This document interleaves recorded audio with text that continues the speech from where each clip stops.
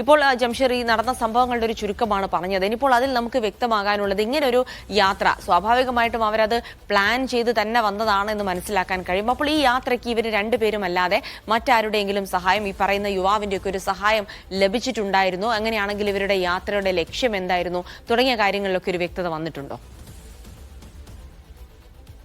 അക്കാര്യങ്ങൾ അത്തരത്തിലുള്ള നിരവധി ചോദ്യങ്ങൾക്ക് ഇനി ഉത്തരം ലഭിക്കേണ്ടതുണ്ട്. അത് തീർച്ചയായിട്ടും ഈ കുട്ടികളെയും അതോടൊപ്പം തന്നെ ഈ യുവാവിനെയും കണ്ടെത്തിയതിനു ശേഷം ഇവരിൽ നിന്നാണ് അതിനുള്ള ഉത്തരങ്ങൾ ലഭിക്കേണ്ടതാണ്. പ്രധാനപ്പെട്ട ഒരു കാര്യം, നമ്മൾ ആ കുട്ടിയുടെ പിതാവുമായി സംസാരിച്ചപ്പോൾ അവർ പറഞ്ഞത് കുട്ടികളുടെ കയ്യിൽ ആ കുട്ടിയുടെ കയ്യിൽ 5 രൂപയാണ് ഉണ്ടായിരുന്നത്. തിരിച്ചു പോകാനുള്ള ബസ് ഫെയർ ആയിട്ടുള്ള 5 രൂപ മാത്രമാണ് ഉണ്ടായിരുന്നത് എന്നുള്ളതാണ്.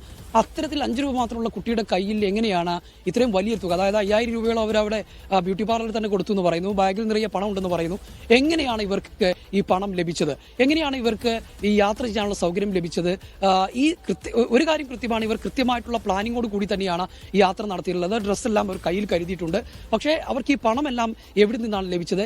ഈ യുവാവ് അവർ കോഴിക്കോട് നിന്ന് അവരെ കൂടെയുണ്ട്, മുംബൈ വരെ അവരെ കൂടെ ഉണ്ടായിരുന്നു പറയുന്നു. ഈ യുവാവിന് എന്താണ് ഇതിനകത്തുള്ള ഇൻവോൾവ്? ഇക്കാര്യങ്ങളിലൊക്കെ വ്യക്തത വരേണ്ടതുണ്ട്. ഈ യുവാവ് റഹീം അസ്ലം മലപ്പുറം എടവണ്ണ സ്വദേശിയാണ്. ഇയാൾ മഞ്ചേരിയിലെ ഒരു തുണിക്കടയിൽ ജോലി ചെയ്യാണ്. ഈ തുണിക്കടയിൽ നിന്ന് 4 ദിവസം മുമ്പ് അവധിയെടുത്ത് എന്നാണ് പറയുന്നത്. മാത്രമല്ല ഈ മുതലാളിയുടെ കയ്യിൽ നിന്ന് കുറച്ച് പണം വാങ്ങിയതിനു ശേഷമാണ് ഇയാൾ അവധിയെടുത്തത് എന്നാണ്. അങ്ങനെയാണെങ്കിൽ ഈ ആളും ഈ ഒരു പ്ലാനിങ്ങിന്റെ ഭാഗമായി എന്ന് തന്നെയാണ് മനസ്സിലാക്കുന്നത്. പക്ഷേ ഇപ്പോൾ പോലീസ് ആദ്യഘട്ടത്തിൽ പ്രാഥമിക പരിഗണന നൽകുന്നത് ഈ കുട്ടികളെ എത്രയും വേഗം ഇങ്ങോട്ടേക്ക് എത്തിക്കുക എന്നുള്ളതിനാണ്. അതിനുശേഷം ഈ യുവാവിലേക്കും കാര്യങ്ങളെത്തും. അങ്ങനെ ഈ കുട്ടികളെയും യുവാവിലേക്കും എത്തിയതിനു ശേഷമായിരിക്കും ഇത്തരത്തിലുള്ള നിരവധി ചോദ്യങ്ങൾക്ക് എന്തിനാണ് ഇവർ ഇങ്ങനെ പോയത്, എന്ത് ധൈര്യത്തിലാണ് ഇവർ? തീർച്ചയായിട്ടും ജംഷീർ, അങ്ങനെ ഒരുപാട് ചോദ്യങ്ങളുണ്ട്. നമുക്ക് അതിനൊക്കെ ഉത്തരം ലഭിക്കേണ്ടതുണ്ട്. പല ഉത്തരങ്ങളും ലഭിക്കേണ്ടത് ഈ പെൺകുട്ടിയിൽ നിന്നും ഒപ്പം തന്നെ അവരുടെ കുടുംബത്തിൽ നിന്ന് ആണ് എന്നുള്ളതാണ് യാഥാർത്ഥ്യം. എന്തായാലും അതിലേക്കൊക്കെ വരും മണിക്കൂറുകളിൽ നമുക്ക് കടക്കാം.